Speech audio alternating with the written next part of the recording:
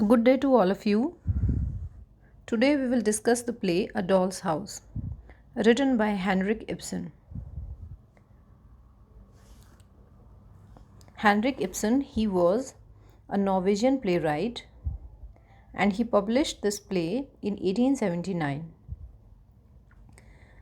The title of the play A Doll's House, and it's very significant as the play centers on an ordinary family, Torvald Helmer, who is a bank lawyer, his wife Nora, and their three little children. Torvald supposes himself the ethical member of the family, while his wife assumes the role of the pretty and irresponsible little woman in order to flatter him. Into this arrangement intrude several hard minded outsiders, one of whom threatens to expose a fraud that Nora had once committed without her husband's knowledge in order to obtain a loan needed to save his life. So, this is a feminist play, and when this play published, it almost outraged outraged a kind of sensation or a storm in the society, as it present a character of a woman totally different in its aspect.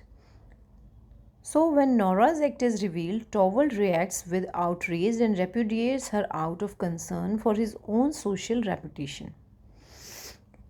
So, we will discuss the character list. We have the character Nora Helmer. She is the protagonist of the play and the wife of Torvald Helmer. She initially seems like a playful, naive child who lacks knowledge of the world outside her home.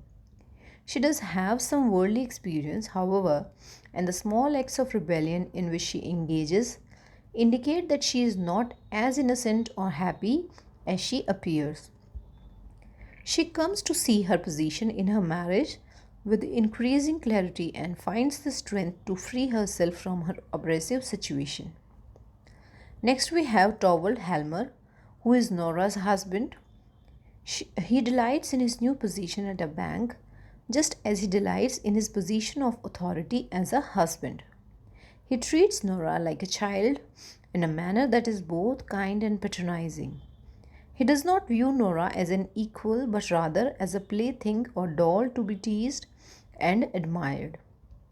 In general, Torvald is overtly concerned with his place and status in society, and he allows his emotion to be swayed heavily by the prospect of society's respect and the fear of society's scorn. Then we have Krogstad. He is a lawyer and he went to school with Torvald and he holds a subordinate position. Krogstad character is contradictory.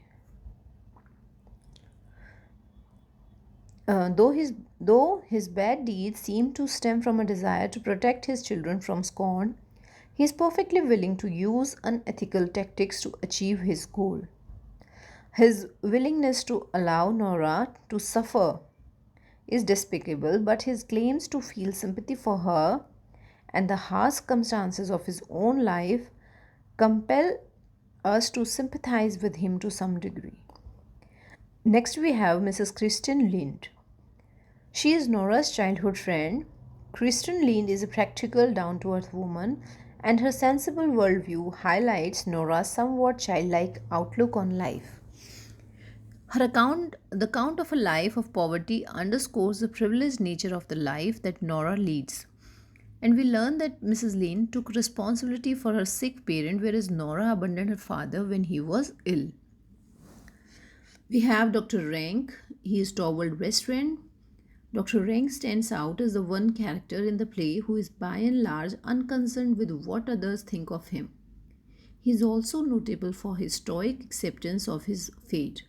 Unlike Torvald and Nora, Dr. Rank admires to the nature of his life. For the most part, he avoids talking to Torvald about his imminent death out of respect for Torvald's distaste for ugliness. We have in the play Bob, Emmy, and Ivor. They are Nora's and Tovel's three small children. Then we have Anne Marie. She is Helmer's nanny.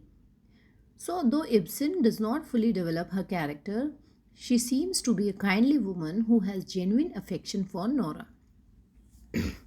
She had to give up her own daughter in order to take the nursing job offered by Nora's father. Thus, she shares with Nora and Mrs. Lane the act of sacrificing her own happiness out of economic necessity. Then we have Nora's father. Though Nora's father is dead before the action of the play begins, the characters refer to him throughout the play. Though she clearly loves and admires her father, Nora also comes to blame him for contributing to her subservient position in life. So this play, it gives a feminist message as it rocked the stages of Europe when the play was premiered. So how she rejected marriage and motherhood, it's almost scandalized contemporary audience. So first of all, we will discuss the title of the Doll's House. It's symbolically significant as well as highly suggestive of the message that Ibsen seems to have intended to convey through the play. The doll here represents Nora, the central character. So, doll here is Nora, who is the central character, and the house stands for the house of Helmer, where Nora lives. So, a doll's house is full of dramatic irony. For example, Nora expresses her happiness at the beginning of the play by saying that her husband is employed in a higher post and they need not to worry about their future. But when we delve deep into her character, we come to know that she is not as happy as she appears. So, we will discuss in the next video, we will discuss the summary in detail and some other important facts about the play.